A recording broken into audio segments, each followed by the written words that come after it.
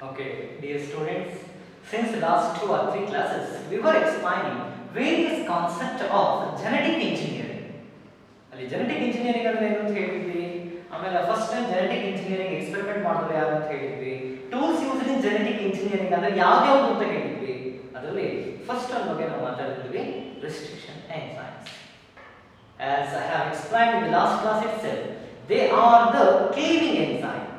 What is the function of restriction enzyme ಅಂತ ಹೇಳಿದ್ರೆ, always they will recognize and cut specific sequence of the DNA. Hence they only popularly called by the name molecular scissors or molecular knives ಅಂತ ಕರೀತಾರೆ. ನಾವು ಒಂದು sentence ಬರುತ್ತೆ ನಿಮ್ಮ text book ಅಲ್ಲಿ ಅಥವಾ ನೋಟ್ಸ್ ಅಲ್ಲಿ ನೋಡಿದ್ರೆ ಗೊತ್ತಾಗುತ್ತೆ. Always restriction enzyme they will recognize palindromes ಅಂತ ಬರುತ್ತೆ. ಸೆಂಟೆನ್ಸ್ ಬರೀಬೇಕಾದ್ರೆ ಹಿಂಗೆ ಬರೀತೀವಿ. ಎಲ್ಲಾ ರಿಸ್ಟ್ರಿಕ್ಷನ್ ಎನ್ಸೈಮು ಕೂಡ ಪ್ಯಾಲಿಂಡ್ರೋಮ್ಸ್ ಅಥವಾ ಪ್ಯಾಲಿಂಡ್ರೋಮಿಕ್ ಸೀಕ್ವೆನ್ಸ್ ಅನ್ನಷ್ಟೇ ಕಟ್ ಮಾಡುತ್ತೆ ಅಂತ ಸೆಂಟೆನ್ಸ್ ಬಂದ್ಬಿಡುತ್ತೆ. Always all 900 various type of restriction enzyme they will recognize and cut palindromic sequence only. ಆ ಕ್ವೆಶ್ಚನ್ ಏನು ಬರುತ್ತೆ ಹೇಳಿ, ವಾಟ್ ಆರ್ ಪ್ಯಾಲಿಂಡ್ರೋಮಿಕ್ ಸೀಕ್ವೆನ್ಸ್ ಅಂತ ಬಂದ್ಬಿಡುತ್ತೆ. ಡಿಎನ್ಎ ಕಟ್ ಮಾಡುತ್ತೆ ಕೇಳಿದ್ವಿ, ಪ್ಯಾಲಿಂಡ್ರೋಮ್ಸ್ ಅನ್ನು ಕಟ್ ಮಾಡುತ್ತೆ ಅಥವಾ ಪ್ಯಾಲಿಂಡ್ರೋಮಿಕ್ ಸೀಕ್ವೆನ್ಸಸ್ ಅನ್ನು ಕಟ್ ಮಾಡುತ್ತೆ ಅಂತಂದ್ರೆ ಏನು ಅದು ಎಕ್ಸ್ಪ್ಲೈನ್ ಮಾಡೋಕ್ಕಿಂತ ಮೊದಲು let's see some words what I have written here. Madam ಅಂತ ಬರ್ತಿದೆ, ಕೆಳಗಡೆ ಮಲಯಾಳಂ ಅಂತ ಇದೆ. ಈ ವರ್ಡ್ಸ್ ಅನ್ನ ನೀವು ಓದಿದ್ರೆ ಯಾವ ಸೈಡ್ ಇಂದ ಓದಿದ್ರು ಏನಾಗುತ್ತೆ, MADAM ಉಲ್ಟಾ ಓದ್ಕೊಂಬನ್ನಿ, MADAM MALAYALAM ಮಲಯಾಳಂ, ಉಲ್ಟಾ ಓದಿದ್ರು ಮಲಯಾಳಂ ಅಂತಾನೆ ಬರುತ್ತೆ. Even in Kannada also there are many such words. ಚಮಚ ಸ್ಪೂನ್ ಏನು ಹೇಳ್ತೀರಲ್ಲ ಹಾಗೆ ಬರುತ್ತೆ, ಕನಕ ಅಂತ ಬರೆದ್ರೆ ಅದು ಹಾಗೆ ಬರುತ್ತೆ. ಅಂದ್ರೆ ಎಲ್ಲ ವರ್ಡ್ಸ್ ಹಾಗೆ ಇರುತ್ತೆ, ಹಾಗಾದ್ರೆ ಚಾನ್ಸ್ ಇಲ್ಲ. There are some words which will read same in both the direction. ನಮ್ಗೆ ವರ್ಡ್ಸ್ ಗಳ ಬಗ್ಗೆ ಇಂಟ್ರೆಸ್ಟ್ ಇಲ್ಲ. There are some sequence of the DNA. Let's see this sequence. ಈಗ DNA ಡಬಲ್ ಸ್ಟ್ಯಾಂಡರ್ಡ್ ಅಂತ ನಾನು ಹೇಳ್ಕೊಟ್ಟಿದ್ದೀನಿ ನಿನ್ನೆ. ಈಗ ಒಂದು DNA ಸೀಕ್ವೆನ್ಸ್ ಅನ್ನ ಬರ್ತದೆ. DNA ಯಾಕೆ ಹಿಂಗೆ ಬರ್ತದೆ ಅಂತ ಕೇಳಬೇಡಿ, ನಮ್ಮ ಅನುಕೂಲಕ್ಕೆ ಹಿಂಗೆ ಬರ್ಕೊಂಡಿದ್ದೀವಿ. ಆಕ್ಚುಲಿ DNA ಇರೋದು both the strands are coiled anti-parallel to each other. They were twisted to each other. ಹಂಗೆ ಬರ್ಕೊಂಡ್ರೆ ನನಗೆ ಎಕ್ಸ್ಪ್ಲೈನ್ ಮಾಡಕ್ ಆಗಲ್ಲ, ಹಾಗಾಗಿ ಹೀಗೆ ಬರ್ತದೆ. ಈಗ ಫಾರ್ಮ್ ಆರೋ ಮಾರ್ಕ್ ಅನ್ನು ನೋಡ್ಕೊಳ್ಳಿ. ಫಾರ್ವರ್ಡ್ ಡೈರೆಕ್ಷನ್ ಇಂದ ಹೋದ್ರಪ್ಪ GAATTC ಹೌದಾ, guanine adenine adenine thymine thymine cytosine GAATTC. Backward direction ಅಂದ್ರೆ ಇದು 5' to 3' ಸ್ಟ್ರಾಂಡ್ ಆಯ್ತು. ಇನ್ನೊಂದು ಸ್ಟ್ರಾಂಡ್ ಇದೆಯಲ್ಲ ಅದನ್ನು ಓದ್ಕೊಂಡ್ ಬನ್ನಿ ಬ್ಯಾಕ್ವರ್ಡ್ ಡೈರೆಕ್ಷನ್ ಅಲ್ಲಿ GAATTC. ಫಾರ್ವರ್ಡ್ ಡೈರೆಕ್ಷನ್ ಓದಿ GAATTC, ಬ್ಯಾಕ್ವರ್ಡ್ ಡೈರೆಕ್ಷನ್ ಇಂದ ಓದಿ GAATTC. ಈ ತರ DNA ಸೀಕ್ವೆನ್ಸ್ ಗೆ ಪ್ಯಾಲಿಂಡ್ರೋಮಿಕ್ ಸೀಕ್ವೆನ್ಸ್ ಅಂತ ಕರೀತಾರೆ. ಅದಕ್ಕೊಂದು ಡೆಫಿನೇಷನ್ ಬೇಕಲ್ಲ, ಸುಮ್ಮನೆ ಈ ತರ ಸೀಕ್ವೆನ್ಸ್ ಅನ್ನು ಬರೀತೀರಾ ಎಕ್ಸಾಮ್ ಅಲ್ಲಿ ಚಾನ್ಸ್ ಇಲ್ಲ. ಏನ್ ಬರೀಬೇಕಾದ್ರೆ ನೈಟ್ರೋಜನ್ ಬೇಸಸ್, ಫೈನ್, ಇವೆಲ್ಲ nitrogen bases which are present in both the strand of DNA. Correct, ಎರಡು ಸ್ಟ್ರಾಂಡ್ ಅಲ್ಲಿರೋ ನೈಟ್ರೋಜನ್ ಬೇಸಸ್ ಆರ್ ಸೇಮ್. ಹೌದು, ಎರಡು same, but they are present in opposite direction. ಹೌದು, ಇಲ್ಲಿರೋ ನೈಟ್ರೋಜನ್ ಸೀಕ್ವೆನ್ಸ್ ಇಲ್ಲೂ ಇರೋದು, ಆದ್ರೆ ಏನಿದೆ ಇದೇ ಸೀಕ್ವೆನ್ಸ್ ಇಲ್ಲೇ ಇದ್ರು ಕೂಡ ಇದು ಹೇಗಿದೆ, ಇದು ಆಪೋಸಿಟ್ ಡೈರೆಕ್ಷನ್ ಇದೆ. ಹಾಗಾಗಿ ವಾಟ್ ಆರ್ ಪ್ಯಾಲಿಂಡ್ರೋಮಿಕ್ ಸೀಕ್ವೆನ್ಸ್ ಅಥವಾ ಇನ್ನೊಂದು ವರ್ಡ್ ಇದೆ ಪ್ಯಾಲಿಂಡ್ರೋಮ್ಸ್ ಅಂದಿಷ್ಟೇ ಕರಿತೀವಿ. ವಾಟ್ ಆರ್ ಪ್ಯಾಲಿಂಡ್ರೋಮ್ಸ್ ಅಂದ್ರು ಅಂದ್ರೆ ವಾಟ್ ಆರ್ ಪ್ಯಾಲಿಂಡ್ರೋಮಿಕ್ ಸೀಕ್ವೆನ್ಸ್ ಅಂದ್ರು ಅಂದ್ರೆ ಏನ್ ಬರೀತೀರಾ, nitrogen bases which are present in both the strand of DNA. ಅದನ್ನ ಮಾತ್ರ ಬರೀಬೇಕು. ನಾನು ಕನ್ಸ್ಟ್ರಕ್ಷನ್ ಮಾಡಿ ಸುಮಾರು 6-7 ವರ್ಷ ಆಯಿತು. ಇವತ್ತಿಗೂ ಅಲ್ಲಿ ಹುಡುಗರಿಗೆ ನಾವು 0 ಮಾರ್ಕ್ಸ್ ಕೊಡ್ತೀವಿ. Nitrogen bases which R presenting both the strands are same but in opposite direction ಬರ್ತಿರ್ತಾರೆ. ನೈಟ್ರೋಜನ್ ಬೇಸಸ್ DNA-ಲೂ ಇದೆ, RNA-ಲೂ ಇದೆ. ಆ ಪ್ಯಾಲಿಂಡ್ರೋಮಿಕ್ ಸೀಕ್ವೆನ್ಸ್ ಎಲ್ಲಿ ಬರೋದು, DNA. ಮತ್ತೆ ಅದೇ ವರ್ಡ್ ನೀವು ಬಿಟ್ಬಿಟ್ರೆ ಅದಕ್ಕೆ ಇಲ್ಲಿ ಬರೆಯೋದು ಬೇಡ, ಯಾಕಂದ್ರೆ ನ್ಯೂಕ್ಲಿಯೋಟೈಡ್ ಸೀಕ್ವೆನ್ಸ್ ಆಫ್ DNA ಸೇರಿಸಿದ್ವಿ ನಾನು. ಬಟ್ ಇಲ್ಲಿ ಬರೀಬೇಕಾದ್ರೆ ಏನಾಗುತ್ತೆ, nitrogen bases are same in both the strand. ಅರ್ಥವೇ ಇಲ್ಲ ಆ ಸೆಂಟೆನ್ಸ್ ಗೆ. ಹಾಗಾಗಿ nitrogen bases which are present in both the strand. ಯಾಕೆ ಬೋತ್ ಅದು, DNA is double stranded. Both the strand of DNA are same. ಹೌದು, GATTC ನೇ ಇರೋದು, ಬಟ್ ದೇ ಆರ್ ಇನ್ ಹಿಂಗೆ ಬರೀಬೇಕು. ಇಲ್ಲ ಅಂದ್ರೆ nucleotide sequence of DNA which are read the same in both forward and backward direction. ಇದು correct. ಏನು ವ್ಯತ್ಯಾಸ ಇಲ್ಲ ಅಲ್ಲಿ? ನ್ಯೂಕ್ಲಿಯೋಟೈಡ್ ಸೀಕ್ವೆನ್ಸ್ ಆಫ್ DNA ಅಂದ್ರೆ ಇದಕ್ಕೆ ಹೇಳ್ತಿರೋದು. Nucleotide sequence of DNA which read the same. ಎರಡೂ ಸ್ಟ್ರಾಂಡ್ಗಳನ್ನು ಓದಿದರೂ ಒಂದೇ ತರನೇ ಓದಿಸ್ಕೊಡುತ್ತೆ, ಬಟ್ ಒಂದು ಫಾರ್ವರ್ಡ್ ಡೈರೆಕ್ಷನ್ ಅಲ್ಲಿ ಮತ್ತೊಂದು ಬ್ಯಾಕ್ವರ್ಡ್ ಡೈರೆಕ್ಷನ್ ಅಲ್ಲಿ. ಆದ್ರೆ ಎಲ್ಲಾ DNA ಸೀಕ್ವೆನ್ಸ್ಗಳು palindromic. Whether all the DNA sequences are palindromic ಅಂತಂದ್ರೆ ಇಲ್ಲಿ ಬರ್ತಿದೆ. ಇದು ನೀವೇ ಚೆಕ್ ಮಾಡಿ whether it is a palindromic sequence of DNA. ಈ ಕಡೆ ಓದ್ಬೇಕು GGCC, ಉಲ್ಟಾ ಓದ್ಬೇಕು GGCC. ಅಂದ್ರೆ what is the confirmation? This is said to be another example for palindromic sequence. Next, ಇಲ್ಲೊಂದು ಬರ್ತಿದೆ CTAG. ಫಾರ್ವರ್ಡ್ ಡೈರೆಕ್ಷನ್ ಏನು ಬಂತು? CTAG. ಬ್ಯಾಕ್ವರ್ಡ್ ಡೈರೆಕ್ಷನ್ ನೋಡಿ CTAG. ಅಂದ್ರೆ ಇದೇನಾಯ್ತು ಈಗ? ಫಾರ್ವರ್ಡ್ ಡೈರೆಕ್ಷನ್ CTAG ಇದೆ, ಬ್ಯಾಕ್ವರ್ಡ್ ಡೈರೆಕ್ಷನ್ ಕೂಡ CTAG ಇದೆ. ಇದು ಪ್ಯಾಲಿಂಡ್ರೋಮಿಕ್. ಇದು ನೋಡೋಣ AGCAG ಇದೆ, ಉಲ್ಟಾ ಬಂದ್ರೆ CTAG ಏನೋ ಆಯ್ತು. ಮತ್ತೆ ಕಾಂಪ್ಲಿಮೆಂಟರಿ ಇದೆ, ಬೇಕಾದ್ರೆ ಚೆಕ್ ಮಾಡಿ. G ಗೆ C, A ಗೆ T, C ಗೆ G, G ಗೆ C, A ಗೆ T. ಏನೇ ಹೇಳಿದ್ನಲ್ಲ, G ಇದ್ರೆ C ನೇ ಇರಬೇಕು, A ಇದ್ರೆ T ನೇ ಇರಬೇಕು. ಇದೆ ಆದ್ರೂ ಪ್ಯಾಲಿಂಡ್ರೋಮಿಕ್ ಅಲ್ಲ ಇದು. ಹೌದಾ? ಪ್ಯಾಲಿಂಡ್ರೋಮಿಕ್ ಹೌದಾ ಇದು? AGCAG ಬರೋದೇ ಇಲ್ಲ, ಪ್ಯಾಲಿಂಡ್ರೋಮಿಕ್ ಆಗಲ್ಲ. ಅಲ್ಲಿ ಏನ್ confirmation? All the DNA sequences are not palindromic sequence. But how to identify? CT ಕೂಡ ಇದಕ್ಕೆ ಹೇಳಿದ್ದಾರೆ. 4 ಸೀಕ್ವೆನ್ಸ್ ಕೊಡ್ತಾರೆ ನಮಗೆ. Out of 4 nucleotide sequence of DNA which is palindromic. ಹೆಂಗೆ ಕಂಡುಹಿಡಿಯೋದು? ಕ್ಯಾಲ್ಕುಲೇಟರ್ ತಗೊಂಡು ಕೂರ್ತೀರಾ ಅಲ್ಲಿ? ಮತ್ತೆ ಹೆಂಗೆ ಐಡೆಂಟಿಫೈ ಮಾಡೋದು? ಎರಡು ಸ್ಟ್ರಾಂಡ್ ಅನ್ನ ಓದ್ ನೋಡ್ಬೇಕು. ಓದಿದಾಗ ಏನ್ ಬರ್ಬೇಕದು? ಸೇಮ್ ನೈಟ್ರೋಜನ್ ಬೇಸಸ್ ಬರಬೇಕು. ಆಮೇಲೆ ಇನ್ನೊಂದು ವಿಷಯ, ಕಾಂಪ್ಲಿಮೆಂಟರಿ ಕರೆಕ್ಟ್ ಆಗಿದೆ. C ಗೆ C, T ಗೆ T ಗೆ ಕಾಂಪ್ಲಿಮೆಂಟರಿನೂ ಇರುತ್ತೆ. ಹಂಗೆ ಹೇಳಬಹುದು, ಇದು ಕಾಂಪ್ಲಿಮೆಂಟರಿನೇ ಇದೆ. ಮತ್ತೆ ಎಲ್ಲ DNA ಸೀಕ್ವೆನ್ಸಸ್ ಏನಾಗೋದಿಲ್ಲ? ಪ್ಯಾಲಿಂಡ್ರೋಮಿಕ್ ಸೀಕ್ವೆನ್ಸ್ ಆಗಲ್ಲ.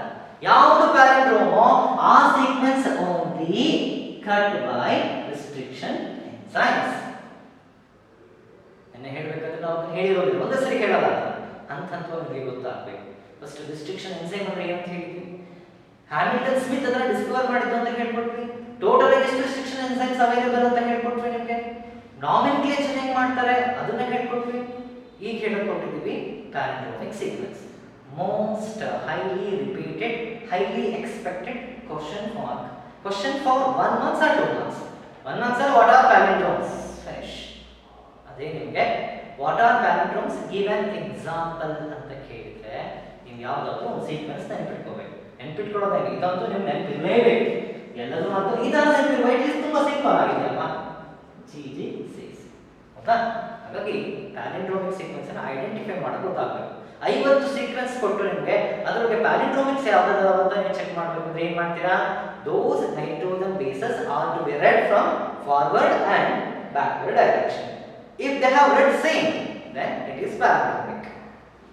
Even though they were complementary to each other, but they don't have such same sequences in case of both the strand, then it should not be considered as palindromic sequence. ಕೊನೆಗೆ conclusion ಏನಪ್ಪಾ ಅಂತಂದ್ರೆ, always all restriction enzyme will recognize and cut palindromic sequence only. If that DNA sequence is not palindromic, then restriction enzyme they can't cut them. ನಾನು ಹೇಳೋದು ತುಂಬಾ ಸ್ವಲ್ಪ. Restriction enzyme ಏನು ಮಾಡುತ್ತೆ? DNA cut ಮಾಡಾಕತ್ತೆ ಅಂತ ಅನ್ಬಿಡ್ಬೋದು. ಹಂಗೆಲ್ಲ ಇದೆಯಾ? ಅದು ಇಲ್ವೇ ಇಲ್ಲ. ರೂಲ್ಸ್ ಎಲ್ಲ ಇದೆ. ಇದೇ ತರ ಇರಬೇಕು DNA ಸೀಕ್ವೆನ್ಸ್, ಪ್ಯಾಲಿಂಡ್ರೋಮಿಕ್ ಸೀಕ್ವೆನ್ಸ್ ಆಗಿರಬೇಕು. ಹಾಗಿದ್ರಷ್ಟೇ restriction enzyme can cut this. This is all about palindromic sequence.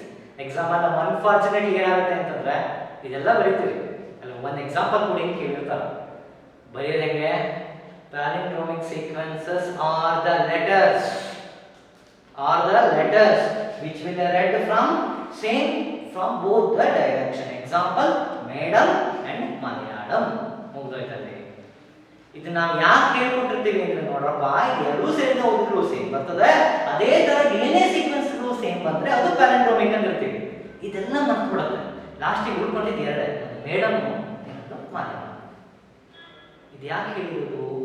either from forward direction or from backward direction reaction. If these letters were read as you feel, ಹೆಂಗೆ ನೀವು feel ಮಾಡ್ಕೊತೀರೋ ಅದೇ ತರ ಈ DNA sequences ಹಾಗೇನೆ ಮೇಲಿಂದ ಅಂದ್ರೆ forward direction ಆದ್ರೂ ಓದಿ, ಬ್ಯಾಕ್ವರ್ಡ್ ಡೈರೆಕ್ಷನ್ ಆದ್ರೂ ಓದಿ ಸೇಮೇ ಬರುತ್ತೆ ಅಂತ ನಾವು ಹೇಳಿರೋದು. ಯಾವುದೇ ಕಾರಣಕ್ಕೂ ದಯವಿಟ್ಟು ಈ ತಪ್ಪನ್ನ ನೀವು ಮಾಡಬೇಡಿ. ಇದು ಜಸ್ಟ್ ಫಾರ್ ಯುವರ್ ರೆಫರೆನ್ಸ್. ಬರಿಬೇಕಾಗಿದ್ದೇನು 2 ಡೆಫಿನೇಷನ್ಸ್ ಇದೆ. ನಿಮ್ಗೆ ಯಾವ್ದು ಅನುಕೂಲ ಆಗುತ್ತೆ 2 ಒಂದೇ, ಏನೂ ವ್ಯತ್ಯಾಸ ಇಲ್ಲ. ಬಟ್ ನಿಮ್ಮ ಅನುಕೂಲಕ್ಕೆ ತಕ್ಕ ಹಾಗೆ ಯಾವುದಾದ್ರು ಒಂದು ಡೆಫಿನೇಷನ್ ಬರೀರಿ.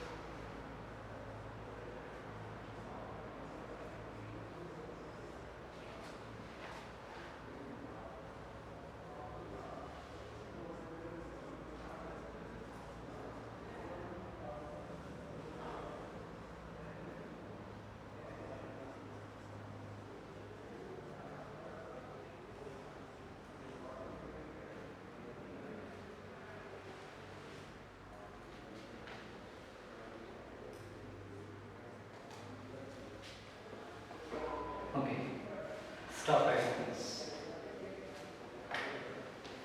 Restriction enzymes already we have explained. Then how exactly they will cut the DNA sequences, that also we have told. But there are 2 types of restriction enzymes. Generally, they can be classified as restriction exonucleases and restriction endonucleases. Cut ಮಾಡದೇ ಇದೆಯಂತೆ DNA ನ ಅದಾಗಲೇ ಹೇಳಾಯ್ತು. ಎಲ್ಲ DNA sequence cut ಆಗುತ್ತೆ ಅಂದ್ರೆ ಅದು ಇಲ್ಲ, palindromic sequences only will be cut, ಅದನ್ನು ಹೇಳಾಯ್ತು. ನೆಕ್ಸ್ಟ್ ಕಟ್ ಮಾಡೋ ಲೊಕೇಶನ್ ಏನಿದೆಯಲ್ಲ ಅದು ಹೇಗೆ ಅಂತ ನೋಡೋದಾದ್ರೆ there are 2 type of restriction enzyme. Any DNA molecules were cut from the end of the DNA molecule ಅಂತ ಹೇಳಿದ್ರೆ such enzymes are called by the name exonucleases. ಅಥವಾ ಇನ್ನೊಂದು ಡೆಫಿನೇಷನ್ ಬೇಕು ಅಂದ್ರೆ they will cut the DNA sequence externally ಅಂತ ಬರೀಬಹುದು, ಅಥವಾ they will remove DNA nucleotide from the end ಅಂತ ಹೇಳ್ಬೋದು. ಹೆಂಗಿದೆ DNA nucleotide ಅಂತ ತಿಳ್ಕೊಳ್ಳಿ, ಇಲ್ಲಿ GGCC ಅಂತ ಇದೆ ಅಂತ ಅನ್ಕೋಣ. Is it right? ಏನ್ ಹೇಳುತ್ತೆ ಕಾನ್ಸೆಪ್ಟ್ ಅಂತ ಕೇಳಿದ್ರೆ ರಿಸ್ಟ್ರಿಕ್ಷನ್ ಎನ್ಸೈಮ್ ಅಲ್ಲಿ ಎಕ್ಸೋನ್ಯೂಕ್ಲಿಯೇಸಸ್ ಅಂದ್ರೆ ಕಟ್ ಮಾಡೋದು ಇರ್ತಾ ಇದೆ. ಹೇಗೆ they will start removing the nucleotide from the end. ತುದಿಯಿಂದ DNA ಸೀಕ್ವೆನ್ಸ್ ಅನ್ನ ಕಟ್ ಮಾಡೋ ರಿಸ್ಟ್ರಿಕ್ಷನ್ ಎನ್ಸೈಮ್ಸ್ ಆಗಿದ್ರೆ ಅದನ್ನ ಎಕ್ಸೋನ್ಯೂಕ್ಲಿಯೇಸಸ್ ಅಂತ ಕರೀತಾರೆ. ಹೆಸರಲ್ಲೇ ಇದೆ, ಎಕ್ಸೋ ಅಂದ್ರೆ ಹೊರಗೆ, ಎಂಡೋ ಅಂದ್ರೆ ಒಳಗೆ, ವಿಥಿನ್ ಅಂತ. ಮತ್ತೆ ಎಕ್ಸೋನ್ಯೂಕ್ಲಿಯೇಸಸ್ ಅಂದ್ರೆ ಮುಗೀತು ನೋಡಿ. ಎನ್ಸೈಮ್ಸ್ ಕ್ಲಾಸಿಫಿಕೇಶನ್ ನಾಮೆನ್ಕ್ಲೇಚರ್ ಹೇಳಬೇಕಾದ್ರೆ ಫಸ್ಟ್ ಇಯರ್ ನಿಮಗೆ ಹೇಳಿರ್ತೀವಿ, ಎನ್ಸೈಮ್ಸ್ ಗೆ ಹೆಸರು ಕೊಡಬೇಕಾದ್ರೂ ಕೂಡ ಅದರ ಫಂಕ್ಷನ್ ಏನು ನೋಡಿ ಕೊಡೋದು ನಾವು. ಲೈಪೇಸಸ್, these are the enzyme which will act on lipid. Proteases, these are the enzymes which will act on amino acid sequence of the protein. Nucleases, these are the enzymes which will act on nucleic acid. DNA ಒಂದು nucleic acid ಅಲ್ವಾ, ಡಿಆಕ್ಸಿರೈಬೋನ್ಯೂಕ್ಲಿಕ್ acid. ನ್ಯೂಕ್ಲಿಯೇಸಸ್ ಅಂದ್ರೆ ಅದು nucleic acid ಅನ್ನು cut ಮಾಡುವಂತ enzyme. RNA ನಮಗೆ ಬೇಕಾಗಿರೋದು DNA cut ಮಾಡುತ್ತೆ. ಆದ್ರೆ ಎಕ್ಸೋನ್ಯೂಕ್ಲಿಯೇಸಸ್ ಅಲ್ಲ, ಹಾಗಾಗಿ they will cut the DNA sequence externally or they will start removing the DNA nucleotide from the end of the sequence as I have shown. ಸರಿ, ಎಂಡೋನ್ಯೂಕ್ಲಿಯೇಸಸ್ ಅಂತ ಹೇಳಿದ್ರೆ these are the DNA ನೋಡ್ಕೊಳ್ಬೇಕಾದ್ರೆ ಹಿಂಗಿದೆ ಅಂತ ಅನ್ಕೋಣ, GGCC ಅಂತ ಅನ್ಕೋಣ, GGCC. ಈಗ ಎಂಡೋನ್ಯೂಕ್ಲಿಯೇಸಸ್ ಅಂದ್ರೆ ಏನು? these are the restriction enzyme which will cut the DNA exactly at the center, or they will make a specific cut within the DNA sequence ಅನ್ನ ಮಧ್ಯದಿಂದ cut ಮಾಡಿದ್ರೆ ಅದನ್ನ ನಾವಿಲ್ಲಿ ಎಂಡೋನ್ಯೂಕ್ಲಿಯೇಸಸ್ ಅಂತ ಹೇಳಿ, DNA ನ್ಯೂಕ್ಲಿಯೋಟೈಡ್ ಅನ್ನ ಹೊರಗಿಂದ ಕಟ್ ಮಾಡಿದ್ರೆ ಅದನ್ನ ಎಕ್ಸೋನ್ಯೂಕ್ಲಿಯೇಸಸ್ ಅಂತ ಕರಿತೀವಿ. ಇಲ್ಲಿ ಏನಾಗಿದೆ ನೋಡಿ, ಎಲ್ಲಿ ಕಟ್ಟಾಗಿರೋದು ಇಲ್ಲಿ ಸೆಂಟ್ರಲ್ ಮಿಡಲ್ ಅಲ್ಲಿ, ಅಥವಾ DNA ಮಾಲಿಕ್ಯೂಲ್ಸ್ ಅನ್ನು ತಗೊಂಡ್ರೆ within the DNA this cut is made. ಹಾಗಾಗಿ as the name itself suggests you that exonucleases are cleaving enzyme, they will cut the DNA from the end. ಅಥವಾ ಟೆಕ್ಸ್ಟ್ ಬುಕ್ ಡೆಫಿನೇಷನ್ ಬೇಕು ಅನ್ನೋದಾದ್ರೆ they will start removing the DNA nucleotide from the end. But endonucleases, they will make a specific cut within the DNA molecule. This is difference between exonucleases and endonucleases. Cut ಆಗೋದು DNA, okay, DNA ಅಲ್ಲಿ ಪ್ಯಾರಿಬ್ರೋಮಿಕ್ sequence cut ಆಗೋದು, but cut ಆಗೋದು end ಇಂದ ಅಂತಂದ್ರೆ ಆ enzyme ಏನಾಗುತ್ತೆ, ಎಕ್ಸೋನ್ಯೂಕ್ಲಿಯಸ್ ಆಗುತ್ತೆ. Sir ಇಲ್ಲಿ DNA ಹೇಗಿತ್ತು, ಅದು central within the DNA molecule only cut is made ಅನ್ನೋದಾದ್ರೆ that is called by the name endonucleases. One ಮಾರ್ಕ್ಸ್ಗೆ ಇಲ್ಲಿ ಕಾಮನ್ ಆಗಿ ಹೇಳ್ತಾರೆ differentiate between exonucleases and endonucleases ಅಂತ ಹೇಳಿ, ಆಗ ನೀವು ಇದನ್ನೇ ಬರೀಬೇಕಾಗುತ್ತೆ.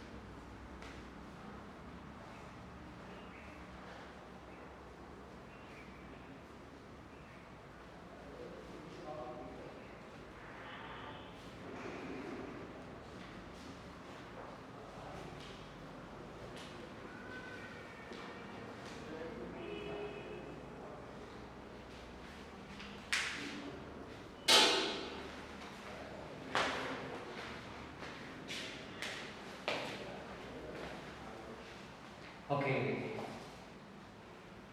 The important concept of this entire explanation that is regarding with sticky and blunt-ended DNA fragments. Simple ವಿಷಯ, DNA ಹಿಂಗಿತ್ತು, ಕಟ್ ಆದ್ರೆ ಏನಾಗುತ್ತೆ ಕೇಳಿದ್ರೆ ಏನು ಹೇಳ್ತೀನಿ ನಾನು. For example, it was the structure of DNA. ಹಿಂಗಿತ್ತು DNA is cut ಅನ್ನೋದಾದ್ರೆ ಏನಾಗುತ್ತೆ, ನಿಮ್ಗೊಂದು ಲೋಪನ ಕೊಡ್ತೀನಪ್ಪ, ಒಂದು ಹಾಗಾದ್ರೂ ತಿಪ್ಪ, ಅದನ್ನ ಕಟ್ ಮಾಡ್ಬೇಕು, ಸೀಸರ್ ತಗೊಂಡು ಕಟ್ ಆದ್ರೆ ಏನ್ರಿ ಆಗುತ್ತೆ, ಎರಡು ಪೀಸ್ ಆಗುತ್ತೆ. ಅದನ್ನೇ ನಾವಿಲ್ಲಿ ಫ್ರಾಗ್ಮೆಂಟ್ಸ್ ಅಂತ ಹೇಳ್ತೀವಿ. DNA was there. How it was cut? By using restriction enzyme, that DNA sequence was cut. Cut ಆದ್ರೆ ಏನಾಗುತ್ತೆ ಅನ್ನೋ ಪ್ರಶ್ನೆ. ಕಟ್ ಆದ್ರೆ ಪೀಸ್ ಆಗುತ್ತೆ. ಅದೇ ಯಾವ ತರ ಪೀಸ್ ಬರುತ್ತೆ DNA ಕಟ್ ಆದ್ರೆ? There are two possibilities. ಒಂದು blunt ended fragment, another one is sticky ended fragment. After the action of restriction enzyme over the DNA molecule, the piece ಅಂತ ಹೇಳಬಾರ್ದು ಬಯೋಟೆಕ್ನಾಲಜಿಲಿ, ಫ್ರಾಗ್ಮೆಂಟ್ಸ್ ಅಂತ ಹೇಳಬೇಕು. ಬೇಕಾದ್ರೆ ನೋಡಿ ಹಿಂಗಿತ್ತು DNA, ಇದೇ DNA ತಕ್ಕೋಣ. ಏನಾಗಿದೆ, this DNA was cut. How it was cut? By using restriction enzyme. What happened? There will be formation of two fragments of DNA like this. ಎರಡು piece ಆಗುತ್ತೆ. ಅದೇ ಆ ಬರುವಂತ fragments ಹೇಗಿರುವುದು, either they will be of sticky ended fragment or that will be called by the name blunt ended fragments ಅಂತ ಕರೀತೀವಿ. So what is the difference between sticky and blunt ended DNA fragments? ನೀವು ನೋಡಬೇಕು ಅಂದ್ರೆ ಇದನ್ನ ಅರ್ಥ ಮಾಡ್ಕೋಬೇಕು. See here whether it is a palindromic or not. Whether this DNA sequence is palindromic or not. ಓದ್ಕೋಬೇಕು. Either from backward direction or forward direction. GAA-TTC. GAA-TTC. That means whether it is a palindrome. Yes, this is a palindrome. Palindromic sequence ಯಾರು cut ಮಾಡ್ತಾರೆ? Restriction enzyme cut ಮಾಡ್ತಾರೆ. ಈಗ ಒಂದು example, ಯಾವ್ದಾದ್ರು ಆಗಬಾರ್ದು, ಮೊನ್ನೆನೂ ಮಾಡ್ಕೊಂಡಿದ್ದೀನಿ. Each DNA sequence will be recognized and cut by its own specific restriction enzyme. ಯಾವುದೇ cell ಅಲ್ಲಿ, ಯಾವುದೇ ಕ್ರೋಮೋಸೋಮ್ ಅಲ್ಲಿ ಈ DNA ಸೀಕ್ವೆನ್ಸ್ ಇದ್ರೆ ಇದನ್ನ ಕಟ್ ಮಾಡೋ ಎಂಜೈಮ್ ಯಾವುದು ಕೇಳಿದ್ರೆ always it will be Eco R1. ಇದ್ಯಾಕೆ ಎಕೋ R1 ಆಗಿದ್ದು? ಹೆಂಗೆ ನೇಮ್ ಕೊಟ್ಟಿರ್ತಾರೆ, ಈಸ್ಟರೇಷಿಯಾ ಕೋಲಿ ಸ್ಟ್ರೈನ್ ನಂಬರ್ 1. ಇದೇನ್ ಮಾಡುತ್ತೆ, ನಾವು ಮೊದಲೇ ಹೇಳಿದ್ವಿ, it will recognise and cut. ಹೌದು ಅಲ್ವಾ? ಹಾಗೆ ತಾನೇ ಕೊಟ್ಟಿರೋದು. ಅಥವಾ ಹಾಗೆ ಹೇಳಿದ್ವಿ restriction enzyme cut the DNA ಅಂತ ಹೇಳ್ಕೊಟ್ಟಿದೀವಾ? ಇಲ್ಲ. It will recognise. ಹೆಂಗೆ ರೆಕಗ್ನೈಸ್ ಮಾಡುತ್ತೆ? ಓ, ಇದು ಫಾರ್ವರ್ಡ್ ಸ್ಟ್ರಾಂಡ್, ಇದು ಬ್ಯಾಕ್ವರ್ಡ್ ಸ್ಟ್ರಾಂಡ್. ನಾನೇನ್ ಕಟ್ ಮಾಡಬೇಕು ನೋಡಿ, ಇದು ಫಸ್ಟ್ ಮಾರ್ಕಿಂಗ್. ಮಾರ್ಕಿಂಗ್ ಅಂತೆಲ್ಲ ಹೇಳಬಾರ್ದು, ರೆಕಗ್ನಿಷನ್ ಅಂತ ಹೇಳಬೇಕು. ಏನ್ ರೆಕಗ್ನೈಸ್ ಮಾಡಿದೆ? ಫಾರ್ವರ್ಡ್ ಡೈರೆಕ್ಷನ್ ಅಲ್ಲಿ G ನೈಟ್ರೋಜನ್ ಬೇಸ್ ಆದ್ಮೇಲೆ ನಾನು ಕಟ್ ಮಾಡಬೇಕು. ಆಮೇಲೆ ಒಂದು ವಿಷಯ, ಫಾರ್ವರ್ಡ್ ಡೈರೆಕ್ಷನ್ ಎಲ್ಲಿ ಕಟ್ ಮಾಡಿರುತ್ತೋ ಈ ರಿಸ್ಟ್ರಿಕ್ಷನ್ ಎನ್ಸೈಮ್ ಬ್ಯಾಕ್ವರ್ಡ್ ಡೈರೆಕ್ಷನ್ ಅಲ್ಲೂ ಅಲ್ಲೇ ಕಟ್ ಮಾಡುತ್ತೆ. ಏನಾಗಿದೆ ನೋಡ್ಕೊಳ್ಳಿ ಇಲ್ಲಿ, after the nucleotide G cut was made. Backward direction ಏನ್ ಮಾಡ್ಬೇಕು, ಇಲ್ಲಿ ಮಾಡ್ಬೇಕು ಏನಿಗಲ್ಲ ಅಲ್ಲ, just immediately after to nucleotide G this recognition was made. Cut ಆಗಿಲ್ಲ, ರೆಕಗ್ನಿಷನ್ ಆಗಿದೆ. ರೆಕಗ್ನಿಷನ್ ಎಷ್ಟು ಅಕ್ಯುರಸಿ ಇದೆ ಇಲ್ಲಿ ಅಂತ. ಯಾವುದಿದೆ? ಫಾರ್ವರ್ಡ್ ಡೈರೆಕ್ಷನ್ ತಾನೆ. ಯಾವ ಎಲ್ಲಿ ಕಟ್ ಮಾಡಬೇಕು ಅಂತ ಅನ್ಕೊಂಡಿರೋದು? ಅದು ಜಸ್ಟ್ ಇಮಿಡಿಯೇಟ್ಲಿ ಆಫ್ಟರ್ G. ಎಲ್ಲಿ?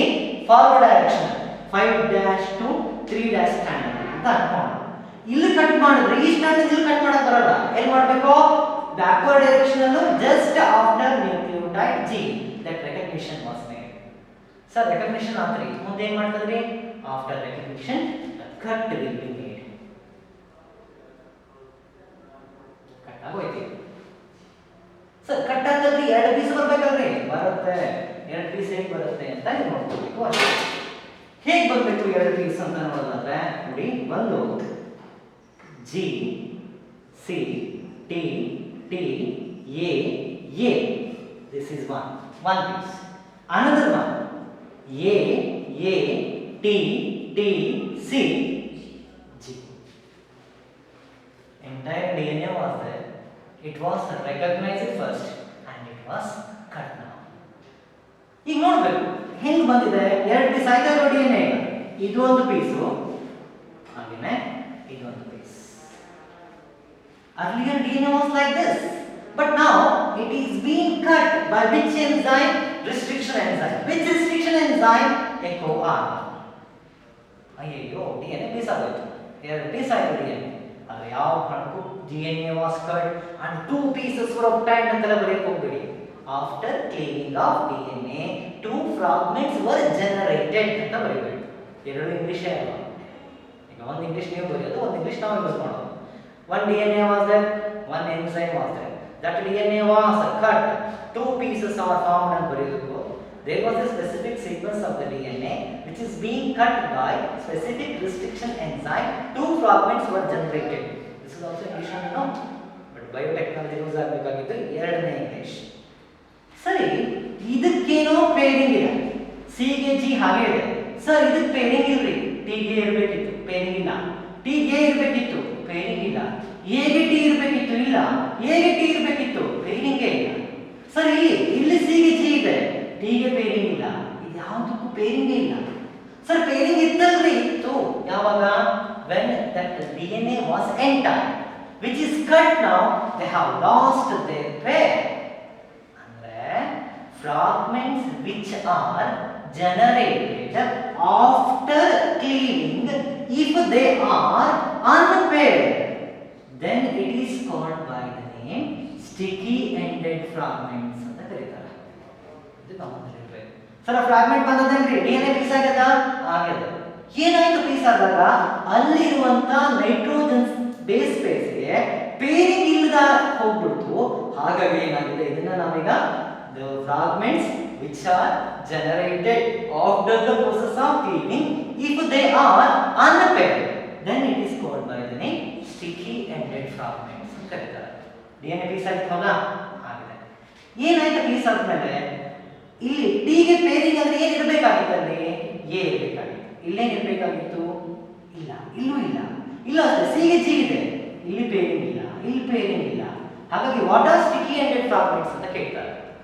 After the process of cleaving, fragments which are generated, if they are unpaired, then they are called by the name sticky ended fragments. ಇದನ್ನ ಯಾವ ಕಾರಣಕ್ಕೂ ಮರಿಬಾರ್ದು. ಕರೆಕ್ಟ್ ತಾನೆ? ನೀವು ಬೇಕಾದ್ರೆ ಇದನ್ನ ಎರಡು ಚೆಕ್ ಮಾಡಿ, ಇವೆರಡು ಜೋಡಿಸ್ಬಿಡಿ, ಮತ್ತೆ ಪೇರಿಂಗ್ ಆಗುತ್ತೆ. ಆದ್ರೆ ಜೋಡಿಸೋ ಕೆಲಸ ನಾನು ಶುರು ಮಾಡಿಲ್ಲ, ಕಟ್ ಮಾಡೋ ಕೆಲಸದಲ್ಲೇ ಇದ್ದೀವಿ. ಹಾಗಾಗಿ ನಾನು ಇನ್ನು ಹೇಳ್ತಾ ಇರೋದು ರಿಸ್ಟ್ರಿಕ್ಷನ್ ಎನ್ಸೈಮ್ ಬಗ್ಗೆ. ಜೋಡಿಸೋದು ಅಂತಂದ್ರೆ ನಾನು ಇನ್ನೊಂದು ಎನ್ಸೈಮ್ ಹೇಳ್ಬೇಕಾಗುತ್ತೆ, but I have not told that. It was DNA. It was first recognized by echo R1 and cut was made. Two fragments were generated. Both the fragments which are generated, they don't have paired nucleotide, otherwise unpaired, hence it is called by the name sticky ended fragments. ನಾನು ಹೇಳಿದ್ದು ಇದುವರೆಗೆ sticky ended fragments ಅಷ್ಟೇ, blend ended fragments ಅನ್ನ ಹೇಳಿದ್ವಿ. Next class ಅಲ್ಲಿ ಹೇಳ್ತೀನಿ. ಆದ್ರೂ ಸುಮ್ಮನೆ ಹಾಗೆ ಅಂತ ಅನ್ಕೊಂಡಿದ್ದೆ. ಎಕ್ಸಾಂಪಲ್ ಆಗಿ ಕೊಡ್ತಾ ಇರೋದು GGCC ಅಂತ ಬಂದಿದೆ. Whether it is palindromic, whether it is palindromic or not? Yes, it is palindromic. ಒಂದು ಎನ್ಸೈಮ್ ಇದೆ, ರಿಸ್ಟ್ರಿಕ್ಷನ್ ಎನ್ಸೈಮ್, ಅದನ್ನ He3 ಅಂತ ಕರೀತಾರೆ. ಅದ್ರ ಹೆಸರು He3 ಅಂತ ಹೇಳಿ. ಅದು ಹೆಂಗ್ ಕಟ್ ಮಾಡುತ್ತೆ ಅಂದ್ರೆ ನೋಡ್ಕೋಬೇಕು.